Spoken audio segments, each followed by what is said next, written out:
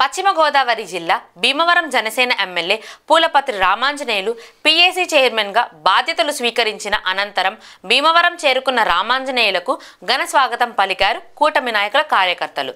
భీమవరం మండలం లోసరి నుంచి Bhimavaram MLA party కార్యాలయం వరకు కార్లతో ర్యాలీ నిర్వహించారు. బాణసంచ కాల్చి స్వీట్లు పంచుకుని సంబరాలు చేసుకున్నారు కూటమి నాయకుల కార్యకర్తలు.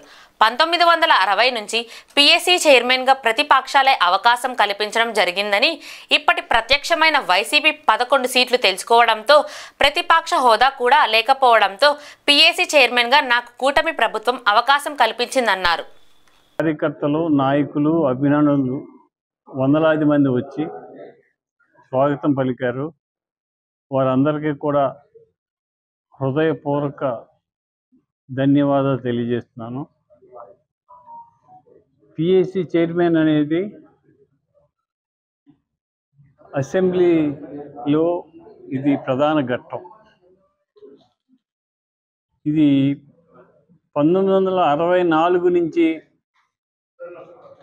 పీఏసీ చైర్మన్ని ప్రతిపక్ష నాయకులకి ఇవ్వటం అనేది ఒక ఆనవాయితీగా వస్తుంది.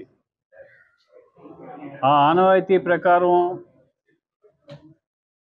1964 నుంచి ఇప్పటి వరకు కూడా ప్రతిపక్షాలకే పీఏసీ చైర్మన్ ఇవ్వటం జరుగుతుంది. కానీ ఈ సంవత్సరం ఏమిటంటే ప్రతిపక్షానికి 11 సీట్లే వచ్చి వైఎస్ఆర్సీపీకి ప్రతిపక్ష హోదా లేని మూలాన స్వపక్షంలో ప్రతిపక్షమైన జనసేన పార్టీకి అవకాశం కల్పించారు. జనసేన పార్టీ మా అధినేత పవన్ కళ్యాణ్ గారు, మన ముఖ్యమంత్రి నారా చంద్రబాబు నాయుడు గారు, బీజేపీ వారు కలిసి ఆలోచన చేసి అనుభవం ఉన్న వారికి ఇవ్వాలని జనసేనలో నాకు ఈ అవకాశాన్ని కల్పించారు.